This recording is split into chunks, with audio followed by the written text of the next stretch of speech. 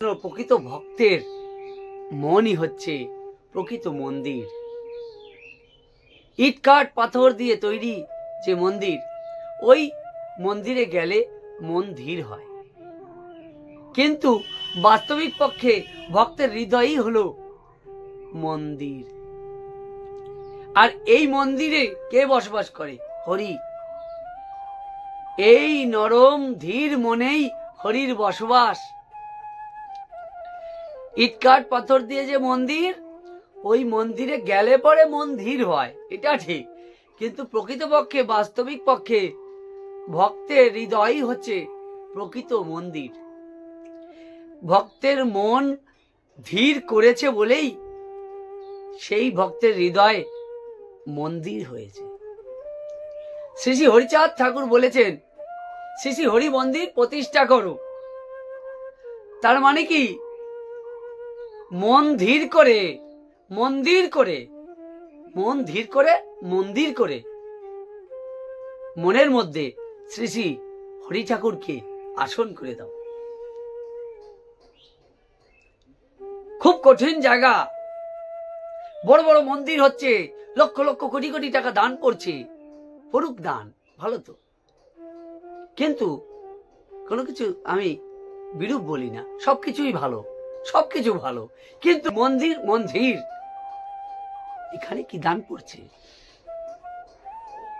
এই মন্দির, এইটাই হচ্ছে প্রকৃত মন্দির।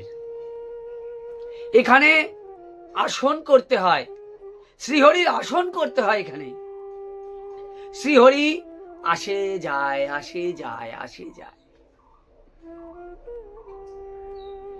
শ্রীহরি সব সময় সবার কাছেই আছে, কিন্তু তার জন্য আসন পাতা হয় না, মন্দির প্রতিষ্ঠা করা হয় না। মন্দির প্রতিষ্ঠা করতে হবে, আসনটা কোথায় প্রতিষ্ঠা করবে? এই মনে শ্রীহরির জন্য আসন প্রতিষ্ঠা করতে হবে। মন্দির তো বড় বড় মন্দির হচ্ছে, অনেক ইট কাঠ পাথর লক্ষ লক্ষ কোটি কোটি টাকা খরচ করে। ভক্ত হৃদয় যে ফাঁকা রয়ে গেল, ভক্তের হৃদয় যে ফাঁকা রয়ে গেল, হৃদয়ে যদি মন্দির প্রতিষ্ঠা করা যায়, সেই মন্দির তো জাগ্রত মন্দির। সেই মন্দিরের ধারে কাছে যে যাবে, সেও তো, তারও মন ধীর হয়ে যাবে। মন্দির, এটাই হচ্ছে মন্দির। ভক্তের হৃদয় হচ্ছে সবচেয়ে বড় মন্দির। কোন ভক্ত? ষড়রিপু যে কন্ট্রোল করতে পেরেছে, যে কুলকুণ্ডলিনী শক্তি জাগ্রত করতে পেরেছে, সেই তো ভক্ত। সেই ভক্তের হৃদয়েই তো হরি থাকেন। কুলকুণ্ডলিনী শক্তি জাগ্রত করে হরিকে যোগান দিচ্ছেন খাবার, হরিকে নিত্য পুজো করছেন।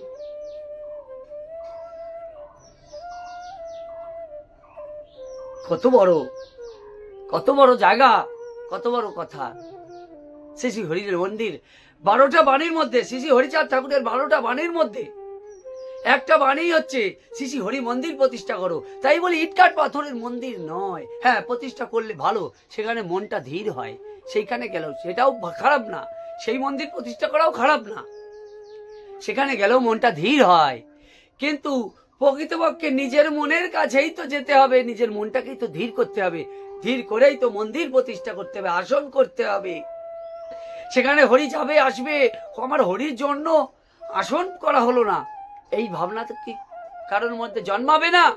যে হরি কি বলে গেল, দ্বাদশ বাণীর মধ্যে কি লুকিয়ে রেখে গেল, কোথায় হরি মন্দির প্রতিষ্ঠা করতে বলল, কোথায় হরির আসন করতে বলল, যে আসন বসালে হরি এসে নিত্য সেখানে সেবা করবে। তাহলে শ্রী শ্রী হরি মন্দির প্রতিষ্ঠা করো। কোথায় কোথায় হরির মন্দির প্রতিষ্ঠা করো? এই দেহে, এই মনে, এই প্রাণে, এই রক্তে, এই কোষে কোষে মন্দির প্রতিষ্ঠা করতে হবে।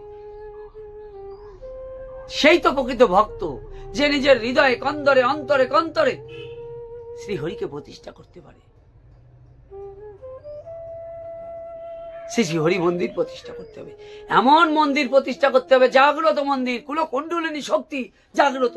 মন্দিরটা প্রতিষ্ঠা করতে গেলে যেমন ইট কাঠ পাথর দিয়ে তৈরি করতে গেলে একটা মন্দির প্রতিষ্ঠা করতে গেলে একটা রাজমিস্ত্রির দরকার হয়, ঠিক এই দেহটার মন্দিরটা প্রতিষ্ঠা করতে গেলে একজন গুরুর দরকার হয়।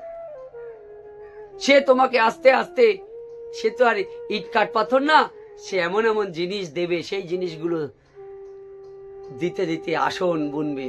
গুরু আসন বুনে দেবে।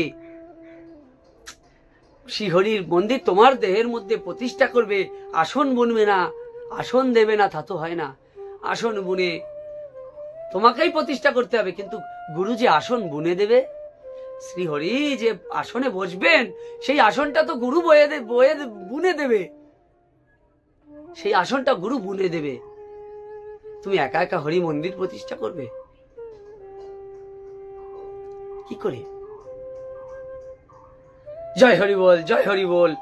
দ্বাদশ বাণীর একটা বাণী, শ্রী শ্রী হরি মন্দির প্রতিষ্ঠা করো।